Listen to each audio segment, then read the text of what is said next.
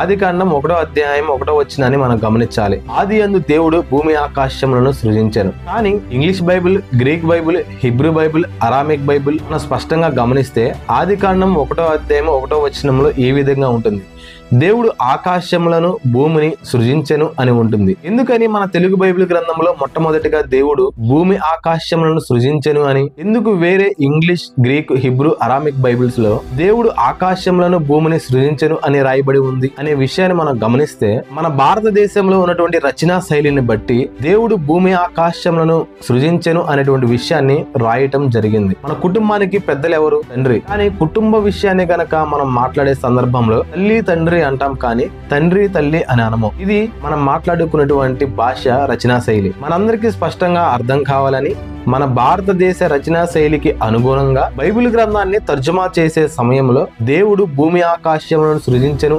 అనేటువంటి మాట వ్రాయబడింది. కానీ వాస్తవానికి వేరే ఇతర ఏ బైబిల్ గ్రంథంలో మనం గమనించినా కానీ సరే దేవుడు ముందుగా ఆకాశములను తర్వాత భూమిని సృజించినట్లుగా మనం గమనిస్తాము. అంటే మొట్టమొదటిగా దేవుడు ఆకాశములను సృజించాడు. ఆకాశములను సృజించడానికంటే ముందు ఈ అనంత విశ్వం అనేది కానీ మానవాళి కానీ ఏ జీవము కూడా లేదు. మొట్టమొదటిగా ఉన్నది దేవుడు.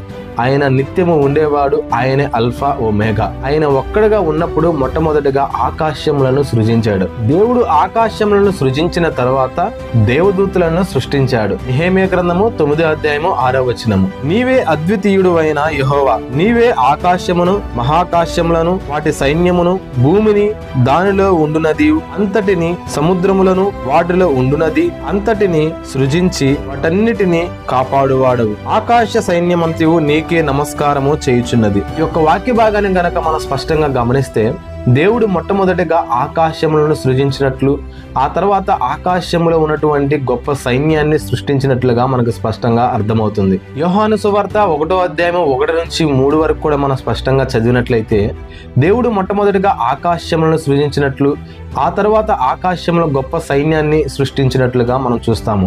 ఇప్పుడు దేవుడు దేవదూతలను ఎలా సృష్టించాడు అనేటువంటి విషయాన్ని మనం తెలుసుకోవడానికి ప్రయత్నిస్తే, ఈ సృష్టిలో ఉన్నటువంటి ఒక మానవుడు తప్ప అనంత విశ్వం మొత్తం కానీ, ఈ అనంత విశ్వంలో ఉన్నటువంటి చెట్లు కానీ, ప్రాణులు కానీ క్రీస్తునందు దేవుని నోటి మాటతో సమస్తమును కలిగాయి. కొలసీలకు రాసిన పత్రిక 1వ అధ్యాయం 16వ వచనము: ఏలయనగా ఆకాశమందున్నవి భూమి యందున్నవి దృశ్యమైనవి గాని అదృశ్యమైనవి గాని అవి సింహాసనములైనను ప్రభుత్వములైనను ప్రధానులైనను అధికారములైనను సర్వమును ఆయన యందు సృజింపబడిను.